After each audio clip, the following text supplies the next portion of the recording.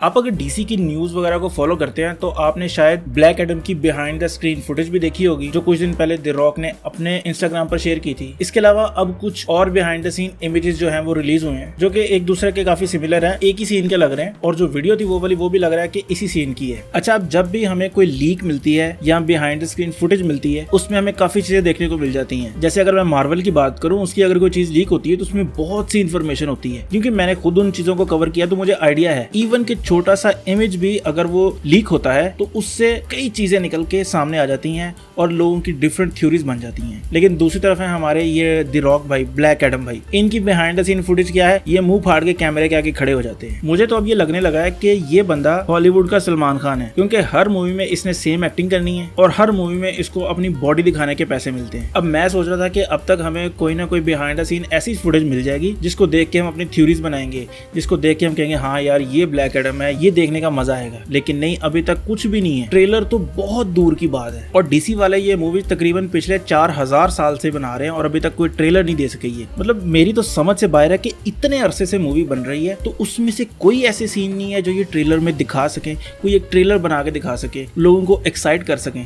क्या चाहते क्या हैं ये लोग? और ऊपर से ऐसी गंदी गंदी बेहुदा बिहाइंड द सीन फुटेज हमें दिखाते हैं और तस्वीरें शेयर करते हैं जिससे दिल खून के आंसू रोता है। अच्छा, आपको शायद लग रहा होगा कि मैं बेला वजह गुस्सा कर रहा हूँ। देखें, ब्लैक एडम का मैं भूल चुका था, अब ट्रेलर बहुत डिले कर देते तब भी इतना ज्यादा दुख नहीं होना था। लेकिन ये दुख इस बात का है कि बीच बीच में इस तरह की चीजें डाल के, इस तरह की तस्वीरें निकाल के याद करवाते हैं कि हाँ जी ब्लैक एडम भी कोई मूवी है, वो आ रही है और उसका ट्रेलर हम नहीं दे रहे, जाओ पुट सकते हो पुट लो। अब जब भी मैं ब्लैक एडम के बारे में सोचता हूँ ना, तो मेरे ज़हन में 3 चीजें आती हैं। एक कि वो शज़ैम का विलन है, दूसरा उसका एक्सेंट बड़ा ही जबरदस्त है और कूल किस्म का है, और तीसरे उसके लंबे लंबे कान। लेकिन मुझे उम्मीद है कि इस मूवी में हमें शज़ैम भी नहीं देखने को मिलेगा, इसमें हमें ब्लैक एडम वाला एक्सेंट भी देखने को नहीं मिलेगा, और इसके जो लंबे कान है वो तो मुझे लग रहा है कि दूर दूर तक उसका नामो निशान ही नहीं है। खैर, आप लोगों को क्या लगता है कि हमें इसके पॉइंटी ईयर्स या एक्सेंट देखने को मिलेगा इस मूवी में या नहीं? बाकी अगर आपको ये वीडियो पसंद आई है तो वीडियो को लाइक करें, कमेंट करें और सब्सक्राइब जरूर करें।